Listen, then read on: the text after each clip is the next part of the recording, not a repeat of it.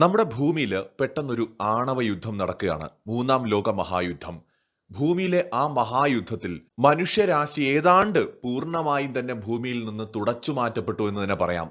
എന്ന് വെച്ചാൽ സകലതും, ഒരു നഗരമായിക്കോട്ടെ, ഒരു ഫാക്ടറി ആയിക്കോട്ടെ, വലിയ കെട്ടിടങ്ങളായിക്കോട്ടെ, സകലതും അങ്ങോട്ടും ഇങ്ങോട്ടും ആക്രമിച്ച് സമ്പൂർണമായ നാശം.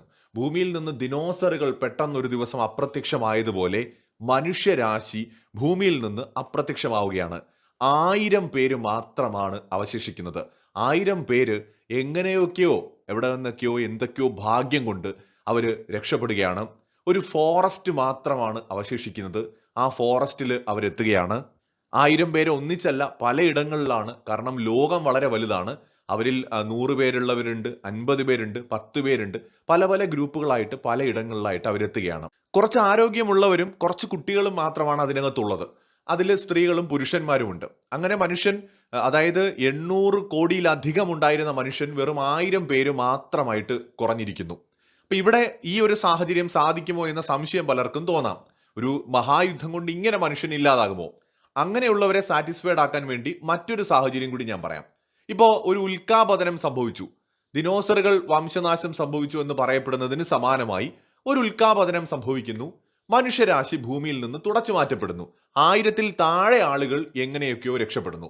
അപ്പോൾ സ്വാഭാവികമായിട്ടും അങ്ങനെ ഒരു സംഭവം ഉണ്ടാവുമ്പോൾ സകലതും ഇല്ലാതാവുകയാണ്. ഒന്ന് ഇമാജിൻ ചെയ്യുക, എല്ലാം തകർന്ന് തരിപ്പണമായി കിടക്കുകയാണ്.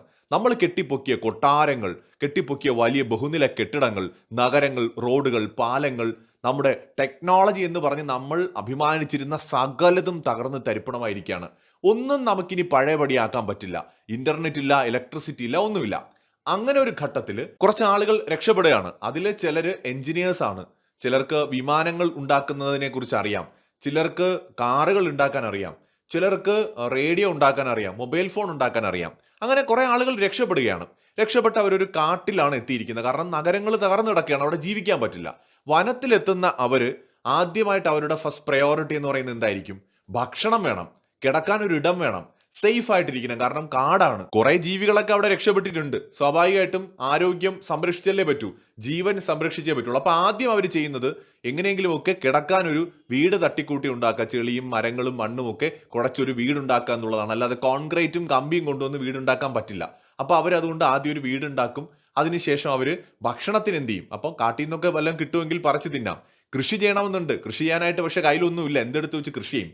അപ്പോൾ അങ്ങനത്തെ ഒരു അവസ്ഥയിൽ ഒരു മനുഷ്യന്റെ ഫസ്റ്റ് പ്രയോറിറ്റി ജീവൻ നിലനിർത്താൻ എങ്ങനെയെങ്കിലും അതിനുള്ള വഴി കണ്ടെത്തുക എന്നുള്ളതായിരിക്കും. കുറെ കാലം അവർ അതിനൊക്കെ ശ്രമിക്കും. അത് കഴിഞ്ഞിട്ട് അവർക്ക് ആ കൂട്ടത്തിൽ അവർക്ക് തീ കണ്ടെത്തണം. പക്ഷെ സ്മാർട്ടായിട്ടുള്ള മനുഷ്യനാണ്. അപ്പൊ അതുകൊണ്ട് പുരാതന കാലത്തെ മനുഷ്യന് ഈ ഒരു സ്റ്റേജിലേക്ക് എത്താൻ എടുത്ത സമയമൊന്നും അവർക്ക് വേണ്ട. എങ്ങനെയെങ്കിലും തീയൊക്കെ മനുഷ്യൻ കണ്ടെത്തും, എങ്ങനെയെങ്കിലും ഒക്കെ ജീവിക്കും. അപ്പോൾ അവർക്ക് അറിയാവുന്ന രീതിയിൽ കുറെ കൂടെ സ്മാർട്ടായിട്ട് അവർ ജീവിക്കും. അടുത്ത ജനറേഷൻ വരും. അപ്പൊ അടുത്ത ജനറേഷൻ വരുന്ന സമയത്ത് ഇന്ന് നമുക്ക് കിട്ടുന്നത് പോലെ വിദ്യാഭ്യാസം ഒന്നും കൊടുക്കാൻ പറ്റില്ല. ഇവർക്ക് അറിവൊക്കെ ഉണ്ടെങ്കിലും പറഞ്ഞു കൊടുക്കാനൊക്കെ പറ്റുള്ളൂ, കാണിച്ചു കൊടുക്കാൻ പറ്റില്ല. മൊബൈൽ ഫോണില്ല, ഇന്റർനെറ്റ് ഇല്ല, ഒന്നുമില്ല. അപ്പോൾ ആ ജനറേഷന് ഒരു ആവറേജ് വിദ്യാഭ്യാസമൊക്കെ കിട്ടും. അതിന്റെ അടുത്തൊരു ജനറേഷൻ വരും. മനുഷ്യൻ കുറച്ചും കൂടെയൊക്കെ ഒന്ന് വൃത്തിയായിട്ട് കൃഷി ചെയ്യാനൊക്കെ തുടങ്ങിയിട്ടുണ്ട്. ആഹാരം പാചകം ചെയ്ത് കഴിക്കാൻ എല്ലാവർക്കും അറിയാം. കാരണം നമ്മൾ അഡ്വാൻസ്ഡ് ആയിട്ടുള്ള ഒരു സിവിലൈസേഷന്റെ അവശേഷിക്കുന്ന ആളുകളാണല്ലോ. അങ്ങനെ പടിയായിട്ട് മനുഷ്യൻ ആ ഒരു സിവിലൈസേഷൻ എണ്ണം കൂടാൻ തുടങ്ങി. അവര് പലതും നഷ്ടപ്പെട്ടു പോയ പലതും കണ്ടെത്താൻ തുടങ്ങി. കാരണം അവരുടെ മുമ്പിൽ റെഫറൻസ് ഉണ്ട്. പണ്ട് വിമാനം ഉണ്ടാക്കിയിരുന്നു എന്ന് അവർക്കറിയാം. പക്ഷെ ഇപ്പൊ അവർക്ക് വിമാനം ഉണ്ടാക്കാൻ പറ്റില്ല. കാരണം വിമാനം ഉണ്ടാക്കണമെങ്കിൽ 1, 2, 10, 100 പേര് വിചാരിച്ചാൽ പറ്റുന്ന ഒന്നല്ല. അതിന് അഡ്വാൻസ്ഡ് ആയിട്ടുള്ള ടെക്നോളജി വേണം. അതിൽ ഇന്ന് നമുക്കറിയാം ചിപ്പുകൾ വേണം. ഇതൊക്കെ എങ്ങനെ ഉണ്ടാക്കും? അതിന്റെ ഫ്യൂവൽ എങ്ങനെ ഉണ്ടാക്കും? ഇതിന് ഫാക്ടറികളില്ല, ഇന്ന് ഒന്നുമില്ല. അപ്പോൾ മനുഷ്യന് ഒരു വിമാനം ഉണ്ടാക്കാൻ ഒരാൾക്ക്, എഞ്ചിനീയറിന് അറിയാമെങ്കിലും അത് ഉണ്ടാക്കണമെങ്കിൽ അതിനാവശ്യമായ ഉപകരണങ്ങൾ കൂടി നിർമ്മിക്കണം. അതിനെ അയാൾക്ക് അറിയണമെന്നില്ല. 1000-കണക്കിന് മനുഷ്യരുടെ പ്രയത്നവും നൂറ്റാണ്ടുകളുടെ പരിശ്രമത്തിന്റെയും ഫലമാണ് നമ്മൾ ഇന്ന് ഉണ്ടാക്കിയെടുത്തിരിക്കുന്ന ഈ ടെക്നോളജി. ഒരാളുടെയോ 2 പേരുടെയോ കഴിവല്ല. അപ്പൊ ഇതെല്ലാം ഉണ്ടാക്കുക എന്ന് പറയുന്നത് അത്ര എളുപ്പമല്ല. അപ്പൊ മനുഷ്യന് എന്തെങ്കിലുമൊക്കെ അറിയാമെങ്കിലും അവന് പറ്റില്ല. അയാൾക്ക് മനസ്സിലായി വിമാനം ഒന്നും ഉണ്ടാക്കാൻ നമുക്ക് പറ്റില്ല, അതിലും ഭേദം ഇങ്ങനെയൊക്കെ അങ്ങ് ജീവിച്ചു പോയാൽ മതി. സർവൈവ് ചെയ്യാൻ തുടങ്ങുകയാണ് അവര്. അപ്പോ ഈ നടന്ന കാര്യത്തെക്കുറിച്ചൊക്കെ പുതിയ തലമുറയിൽപ്പെട്ട ജനിക്കുന്ന കുട്ടികളോട് പറയാണ്, ഒരു കാലത്ത് മനുഷ്യർ ഇങ്ങനെയൊക്കെയാണ് മക്കളെ ജീവിച്ചിരുന്നത്, ഇവിടെ വിമാനമുണ്ടായിരുന്നു, ഇവിടെ ട്രെയിൻ ഉണ്ടായിരുന്നു, ബുള്ളറ്റ് ട്രെയിൻ ഉണ്ടായിരുന്നു, നമ്മൾ സ്പേസിൽ പോയിട്ടുണ്ട്, നമ്മൾ അങ്ങനെയായിരുന്നു മക്കളെ, ഇങ്ങനെയായിരുന്നു മക്കളെ എന്നൊക്കെ പറഞ്ഞു കൊടുക്കുകയാണ്. കുട്ടികൾ അത്ഭുതത്തോടൊക്കെ അത് കേട്ടിരിക്കുകയാണ്. ഒരു വിമാനം എങ്ങനെയായിരിക്കും കാണാനുണ്ടാവുക എന്ന് ചോദിക്കുമ്പോൾ പാരൻസ് ഇങ്ങനെ വരച്ച് കാണിച്ചു കൊടുക്കുകയാണ്. ഇതുപോലെ ഇരിക്കും വിമാനം എന്ന് വരച്ച് കാണിച്ചു കൊടുക്കുകയാണ്. വളരെ സ്മാർട്ടായിട്ടുള്ള കുറെ ആൾക്കാർ എന്ത് ചെയ്യുന്നു എന്ന് വെച്ചാൽ ഈ ഉണ്ടായിരുന്ന ഭൂമിയിലെ ആ വലിയൊരു സിവിലൈസേഷൻ ആണല്ലോ, അപ്പൊ നമ്മുടെ ആ നേട്ടങ്ങളെ കുറിച്ച് അവർ എഴുതുകയാണ്. ഇങ്ങനെയായിരുന്നു, ലോകശക്തിയായിരുന്നു അമേരിക്ക, ചൈന അമേരിക്കയെ വെല്ലുവിളിക്കുന്ന വിധത്തിൽ വളർന്നു, റഷ്യ എന്ന് പറയുന്ന ഒരു മഹാശക്തി ഉണ്ടായിരുന്നു, ഇന്ത്യ കോളനിവൽക്കരണത്തിന്റെ പിടിയിൽപ്പെട്ടിരുന്ന രാജ്യം മഹത്തായ ഒരു ശക്തിയായിട്ട് വളർന്നു വരുന്നു, ലോകം വലിയ പവറായിട്ട് മാറുന്നു, സ്പേസിൽ അങ്ങനെ ചെയ്തു, ഇങ്ങനെ ചെയ്തു, മനുഷ്യൻ ആർട്ടിഫിഷ്യൽ ഇന്റലിജൻസിനെ ഡെവലപ്പ് ചെയ്തു, നമ്മൾ അതുണ്ടാക്കി ഇതുണ്ടാക്കി, മിസൈലുകൾ എന്ന് പറയുന്ന ഒരു ആയുധം ഉണ്ടായിരുന്നു, ആ മിസൈലുകൾ ചെന്ന് പതിച്ചു കഴിഞ്ഞാൽ ഒരു നാട് തന്നെ കത്തിപ്പോകും, തോക്കുകൾ ഉണ്ടായിരുന്നു, ബോംബുകൾ ഉണ്ടായിരുന്നു. ഇങ്ങനെ നമ്മുടെ ഭൂമിയിലുള്ള സകലതിനെ കുറിച്ചും വർണ്ണിച്ച് എഴുതി വെക്കുകയാണ്. അത് ഇങ്ങനെയായിരുന്നു, അത് അങ്ങനെയായിരുന്നു എന്നൊക്കെ പറഞ്ഞ് എഴുതി വെക്കുകയാണ്. അടുത്ത തലമുറയിൽപ്പെട്ട പിള്ളേര് ഇതൊക്കെ വായിച്ച് പഠിക്കുന്നു. നമ്മുടെ സിവിലൈസേഷൻ അങ്ങനെയായിരുന്നു, നമുക്കിതുപോലെയൊക്കെ ഉണ്ടാക്കണമെന്നൊക്കെ ആഗ്രഹമുണ്ട്. പക്ഷെ പറ്റുന്നില്ല. കാരണം മനുഷ്യൻ ആയിരക്കണക്കിന് വർഷങ്ങൾ കൊണ്ട് നേടിയെടുത്ത കാര്യങ്ങളാണ് ഒരൊറ്റ യുദ്ധം കൊണ്ടോ അല്ലെങ്കിൽ ഒരു ഉൽക്കാപതനം കൊണ്ടോ പെട്ടെന്ന് ഇല്ലാതായത്. അപ്പോൾ നമ്മൾ ആഗ്രഹിച്ചാലും പറ്റില്ല. എന്നാലും കുറേയൊക്കെ പറ്റും പോലെയൊക്കെ പലതും ഉണ്ടാക്കാനൊക്കെ ശ്രമിച്ചു. വർഷങ്ങൾ പലതും കടന്നുപോയി. പക്ഷെ പിന്നീട് ഒരിക്കലും നമ്മൾ ഇന്ന് എത്തിയതുപോലെ സിവിലൈസേഷൻ വളരുന്നില്ല. കാരണം അങ്ങനെ വളരണമെന്ന് ഒരു നിർബന്ധവുമില്ല. അതായത് ഇന്ന് മനുഷ്യൻ ഇതുവരെ ഡെവലപ്പ് ആയതുകൊണ്ട് നാളെയും ഇതേപോലെ എത്തണമെന്നൊരു ഉറപ്പുമില്ല. ഇന്നത്തെ നമ്മുടെ ഈ നേട്ടങ്ങളെല്ലാം പെട്ടെന്നൊരു നിമിഷത്തിൽ ഇല്ലാതാവുകയാണെങ്കിൽ പിന്നെ വീണ്ടും നമ്മൾ പണ്ടത്തെ പോലെ ആ സീറോയിൽ നിന്ന്, സ്ക്രാച്ചിൽ നിന്ന് തുടങ്ങിയാൽ വീണ്ടും ഇതുപോലെ ഒരു ഹൈ ലെവലിലുള്ള ഒരു സിവിലൈസേഷനായിട്ട് വളരാനുള്ള പോസിബിലിറ്റി വളരെ കുറവാണ്. അതാണ് യാഥാർത്ഥ്യം. ഇതൊരു ഭാഗ്യം കൂടിയാണ്. മനുഷ്യരാശി ഇങ്ങനെ ഒരു ഹൈലി അഡ്വാൻസ്ഡ് സിവിലൈസേഷനായിട്ട് ഇങ്ങനെ വളർന്നു നിൽക്കുന്നത് ഒരു ഭാഗ്യം കൂടിയാണ്. അത് എല്ലായിടത്തും സംഭവിക്കണമെന്ന് ഒരു ഉറപ്പുമില്ല. അപ്പൊ അതുകൊണ്ട് പിന്നീട് മനുഷ്യൻ ഇങ്ങനെ ആയില്ല. മനുഷ്യൻ പരിശ്രമിക്കുന്നുണ്ട്, പക്ഷേ പലതും നേട്ടങ്ങൾ ഉണ്ടാക്കിയെന്ന് പറയുമ്പോഴും ഇന്നത്തേതുപോലെ ആവുന്നില്ല. വർഷങ്ങൾ കുറെ കടന്നു പോവാണ്. സത്യത്തിൽ ഈ സംഭവം നടന്ന്, യുദ്ധം നടന്ന ഒരു 20-50 വർഷത്തിന്റെ ഇടയിലൊക്കെ ആവുമ്പോൾ മനുഷ്യൻ സത്യം പറഞ്ഞാൽ എവിടെ എത്തി നിൽക്കുമെന്ന് ചോദിച്ചു കഴിഞ്ഞാൽ ഈ അനിമൽ സ്കിൻ ഒക്കെ ഉപയോഗിച്ചിട്ട് നമ്മൾ ക്ലോത്തിങ് നമ്മൾ യൂസ് ചെയ്യാൻ തുടങ്ങും. ആയുർവേദ മെഡിസിൻ നമ്മൾ യൂസ് ചെയ്യാൻ തുടങ്ങും. ആയുർവേദം, ചൈനീസ്, ട്രൈബൽ മെഡിസിൻ ടെക്നോളജീസ്. അതായത് അന്ന് വേറെ മരുന്നുകളൊന്നും ഉണ്ടാവില്ലല്ലോ. അപ്പോൾ പച്ചിലകളൊക്കെ ഉപയോഗിച്ചുകൊണ്ടുള്ള ചികിത്സകൾ നമ്മൾ അപ്പോഴേക്കും പരിശീലിച്ചിട്ടുണ്ടാവും. അതുപോലെ തന്നെ ആയുധങ്ങളൊക്കെ നമ്മുടെ ഉണ്ടാവും, വളരെ പരിമിതമായി മാത്രം. കൂടുതലും നമ്മളെ മസിൽ പവർ തന്നെയായിരിക്കും നമ്മൾ ആ ഒരു സ്റ്റേജിൽ ഉപയോഗിക്കുക. അടുത്തൊരു 50 മുതൽ 100 വരെ വർഷം എടുക്കുന്ന സമയത്ത്, ഈ യുദ്ധം നടന്ന അല്ലെങ്കിൽ ഭൂമി നശിച്ചിട്ട് 50 മുതൽ 100 വരെ വർഷം എടുക്കുന്ന ഒരു സമയമുണ്ടല്ലോ, ആ സമയത്ത് ഇലക്ട്രിസിറ്റി പ്രൊഡ്യൂസ് ചെയ്യാൻ ചിലപ്പോൾ നമ്മൾ പരിശ്രമിച്ചേക്കാം. ചിലപ്പോൾ കഴിഞ്ഞേക്കാം, ചിലപ്പോൾ കഴിയണമെന്ന് നിർബന്ധവുമില്ല. രണ്ടിനുമുള്ള സാധ്യത ആ ഒരു കാലയളവിലുണ്ട്. ഒരു 100 വർഷമൊക്കെ കഴിയുമ്പോൾ മനുഷ്യൻ അന്നത്തെ സാഹചര്യത്തിൽ എന്തൊക്കെയാണോ അവന് കിട്ടുന്നത് അതൊക്കെ വെച്ചിട്ട് ആ മേഖലയിൽ ഡെവലപ്പ് ചെയ്യാനായിട്ട് അവൻ ട്രൈ ചെയ്തുകൊണ്ടേയിരിക്കും. ഒരു 500 വർഷമൊക്കെ കഴിയുന്ന സമയത്ത് മനുഷ്യന്റെ പോപ്പുലേഷൻ ഒരു 1.5 മില്യൺ ഒക്കെ ആയിട്ട് മാറും. 1000-ൽ നിന്ന് ഒരു 15 ലക്ഷം ഒക്കെ ആയിട്ട് മാറും. കാരണം ഇതിൽ ഒരുപാട് പേര് മരിച്ചും പോവാം. ഫോറസ്റ്റിലുള്ള ലൈഫ് എല്ലാവരെ കൊണ്ടും പറ്റണമെന്നില്ല. പക്ഷെ മനുഷ്യൻ പ്രകൃതിയോട് വളരെ ഇണങ്ങി ജീവിക്കാൻ അപ്പോഴേക്കും തുടങ്ങിയിട്ടുണ്ടാവും. കാരണം അവന്റെ ജീവിതം ഇന്ന് വനത്തിലും പ്രകൃതിയുമായി ചേർന്ന് നോക്കിയാണല്ലോ. അപ്പൊ ഈ പണ്ട് പറഞ്ഞ കാര്യങ്ങൾ ആദ്യത്തെ തലമുറയിൽപ്പെട്ട കുട്ടികൾക്ക് വലിയൊരു അത്ഭുതമായിരുന്നു. കുറെ നാൾ മുമ്പ് നടന്ന യുദ്ധമാണ്. 100 വർഷം കഴിയുമ്പോൾ ആ കുട്ടികൾക്ക് അപ്പോഴും കുറെയൊക്കെ അത്ഭുതം ഉണ്ടാവും. കാരണം പണ്ട് നടന്നിട്ടുണ്ടല്ലേ. 500 വർഷം കഴിയുമ്പോൾ ഇപ്പൊ നമ്മൾ 1500-ല് അല്ലെങ്കിൽ 1400-ൽ നടന്ന യുദ്ധങ്ങളെ കുറിച്ച് കേൾക്കുമ്പോൾ നമുക്ക് എന്താണ് തോന്നുന്നത്? അന്നൊരു യുദ്ധം നടന്നിട്ടുണ്ടല്ലേ, അത്രയല്ലേ ഉള്ളൂ. അതൊക്കെ സ്വാഭാവികം, അത്രേ ഉള്ളൂ. നമുക്കതിന് വലിയ ഒരു സംഭവമൊന്നുമില്ല. അന്നത്തേനെ കുറിച്ച് നമ്മൾ ഭയങ്കരമായിട്ട് അങ്ങ് ചിന്തിച്ച് വ്യാകുലപ്പെടാനോ ഓവറായിട്ട് ചിന്തിച്ചിരിക്കാനോ ഒന്നും ആഗ്രഹിക്കുന്നൊന്നുമില്ല. ഇപ്പോ 2ാം ലോക മഹായുദ്ധം ഈ അടുത്തിടെ നടന്നതാണ്. എന്നാൽ പോലും നമ്മൾ അതൊക്കെ അങ്ങ് മറന്നു തുടങ്ങിയിട്ടുണ്ട്. ഇനിയാണ് ഇൻട്രസ്റ്റിംഗ് ആയിട്ട് നമ്മൾ മനസ്സിലാക്കേണ്ട ഒരു കാര്യം.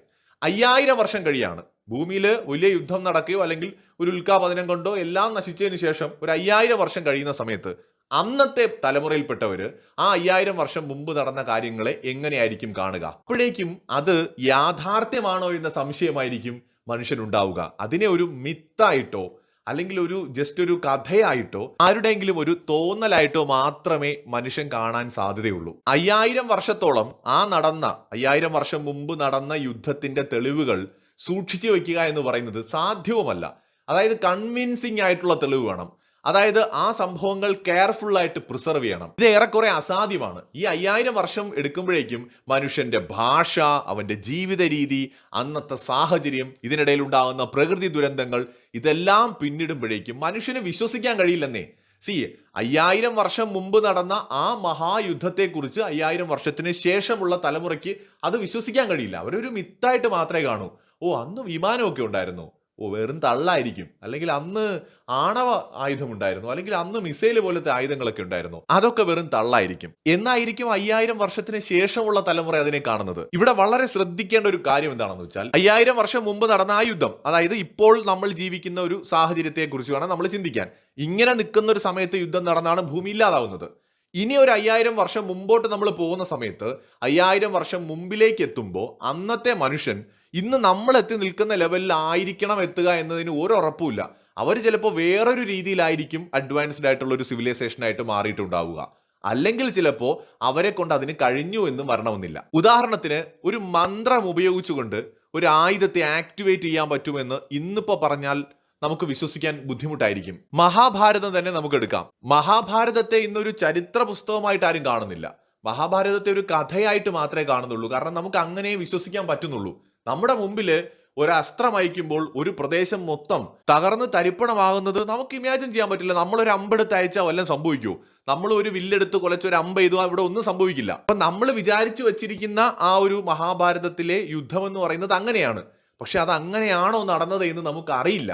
കാരണം 10,000-5000 അല്ലെങ്കിൽ 3000-ഓ 4000-ഓ വർഷം മുമ്പത്തെ ഒരു സംഭവത്തെയാണ് നമ്മൾ ഇപ്പോൾ ഇവിടെ ഇരുന്നുകൊണ്ട് വിലയിരുത്തുന്നത്.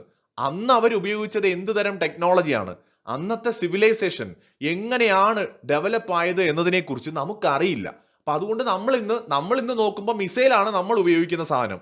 നമ്മൾ ഇന്ന് ഉപയോഗിക്കുന്ന വിമാനം എന്ന് പറയുന്നത് പുഷ്പക വിമാനം പോലത്തെ ഒരു സാധനമല്ല. ഇന്നത്തെ വിമാനത്തിന് ഇന്ധനം വേണം. ഇന്നത്തെ വിമാനം തികച്ചും ഡിഫറൻ്റ് ആണ്. എന്നാൽ ഈ മഹാഭാരതത്തിലൊക്കെ പറയുന്ന അല്ലെങ്കിൽ രാമായണത്തിൽ പറയുന്ന പുഷ്പക വിമാനം എന്ന് പറയുന്നത് ഡിഫറൻ്റ് ആണ്. നമ്മൾ ഇന്ന് ഉപയോഗിക്കുന്നത് വാഹനങ്ങളാണ്, മോട്ടോറുകളോ എഞ്ചിനുകളോ ഒക്കെ ഉപയോഗിക്കുന്ന വാഹനങ്ങളാണ്. എന്നാൽ പവർഫുൾ ആയിട്ടുള്ള രഥങ്ങളെ കുറിച്ച് നമുക്ക് മനസ്സിലാവുന്നില്ല. രഥങ്ങൾ എങ്ങനെയാണ് വർക്ക് ചെയ്തിട്ടുണ്ടാവുക എന്ന് നമുക്ക് മനസ്സിലാവുന്നില്ല. ഇന്നിപ്പോ നമ്മളൊരു രഥം കൊണ്ട് ഇറങ്ങിക്കഴിഞ്ഞാൽ നമുക്ക് ഒരു കാര്യവും നടക്കില്ല. അപ്പൊ നമ്മൾ മനസ്സിലാക്കിയിരിക്കുന്ന അനുസരിച്ച് അതൊക്കെ വെറും കെട്ടുകഥകളാണ്. ഇന്നത്തെ നമ്മുടെ സിവിലൈസേഷൻ ഇന്നങ്ങ് ഇല്ലാതാവുകയും 5000 വർഷത്തിന് ശേഷം മനുഷ്യരിൽ ആരെങ്കിലും അവശേഷിക്കുകയും ചെയ്താൽ അവരും നമ്മളെ വിശ്വസിക്കാൻ പോകുന്നില്ല. നമ്മുടെ സിവിലൈസേഷൻ വെറും കെട്ടുകഥയായിട്ടേ അന്ന് അവർ കാണൂ. ഈ ഒരു യാഥാർത്ഥ്യം നമ്മൾ മനസ്സിലാക്കണം. ഞാൻ ഈ വീഡിയോ ചെയ്യുന്നത് ഒരു തുടർച്ചയായ ഒരു സീരീസിന് വേണ്ടിയിട്ടാണ്. മഹാഭാരതം എന്ന് പറയുന്നത് ഒരു കെട്ടുകഥയായിരുന്നില്ല. അത് ചരിത്രവുമായി ബന്ധപ്പെട്ട ഒരുപാട് വസ്തുതകൾ അതിന്റെ പുറകിലുണ്ട്. അതായത് ഭൂമിയിൽ നിലനിന്നിരുന്ന ഒരു സിവിലൈസേഷനെ കുറിച്ചാണ് മഹാഭാരതം വിരൽ ചൂണ്ടുന്നത്. മഹാഭാരതത്തിൽ പറയുന്ന സന്ദർഭങ്ങളും കഥാപാത്രങ്ങളും ഭൂമിയിൽ നശിച്ചുപോയ അല്ലെങ്കിൽ പൂർണ്ണമായും ഇല്ലാതായി പോയ ഒരു അഡ്വാൻസ്ഡ് ആയിട്ടുള്ള സിവിലൈസേഷനെ കുറിച്ചാണ് അതിൽ പ്രതിപാദിച്ചിരിക്കുന്നത് എന്നാണ് നമുക്ക് പല പഠനങ്ങളിൽ നിന്നും മനസ്സിലാക്കാൻ കഴിയുന്നത്. കാരണം നമുക്ക് മനസ്സിലാക്കാൻ കഴിയാത്ത തരത്തിൽ ഭൂമിയിൽ വികാസം പ്രാപിച്ച ഒരു മനുഷ്യ സമൂഹം മഹാഭാരത കാലഘട്ടത്തിൽ ജീവിച്ചിരുന്നു. അവർ നടത്തിയ യുദ്ധത്തെയാണ് നമ്മൾ മഹാഭാരത യുദ്ധം എന്ന രീതിയിൽ ഇന്ന് മനസ്സിലാക്കി വെച്ചിരിക്കുന്നത്. തുടർ വീഡിയോകളുമായി വീണ്ടും വരാം.